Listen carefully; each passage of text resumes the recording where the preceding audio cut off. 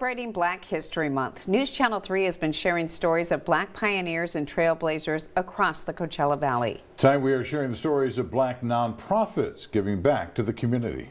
News Channel 3's Daniela Lake is live in studio with more on this. Yeah, that's right, John and Karen. Tonight, I bring you the story of organizations with Black founders who are making a difference. One organization is brand new and meeting people in need where they are.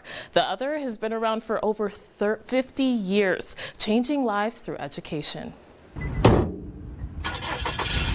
A mobile resource center. Whether they're unhoused or whether they just need food, we actually pile up our cars and we take the food to them. Anika Brown, a Palm Springs native, started the organization with her cousins to honor their aunt Carolyn Knight's legacy. She was the deli manager for the Stater Brothers in Cathedral City. She was a very pure of heart and kind person who for decades, unbeknownst to even her family, she spent her own money and her own resources buying full course meals for people during the holidays. In memory of her aunt's efforts to feed the community, the Carolyn Knight Mobile Resource Center provides essentials for the most vulnerable. We gather up the basic necessities, food, water, anything that is basic or minor to us that can mean the world to somebody else, and we come and hand it out. I mean, times are hard. People are a paycheck away from being homeless, or people are deciding whether to pay a bill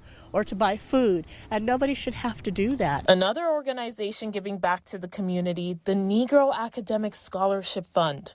Without receiving that award, I wouldn't be able to attend college to the level of financial freedom that I was able to obtain. It allowed me to not have to worry about where my financial support was going to come from. Anjanae Miller received a scholarship back in 1999. Going to college changed my life tremendously. I was able to, first and foremost, be able to go to places that I probably wouldn't go and meet people that I probably would never have met. But more importantly, it was able to open the door to financial literacy. So I was able to learn financial literacy and bring that back to the community and help the little girls and boys that look like me. The Negro Academic Scholarship Fund started in 1970. There was a group of community leaders who wanted to do more in the community to help these students reach their potential as far as getting better in their education. Over 50 years later, they've given over 500 scholarships, providing pathways to success. You're a first-generation college graduate. What does that mean to you?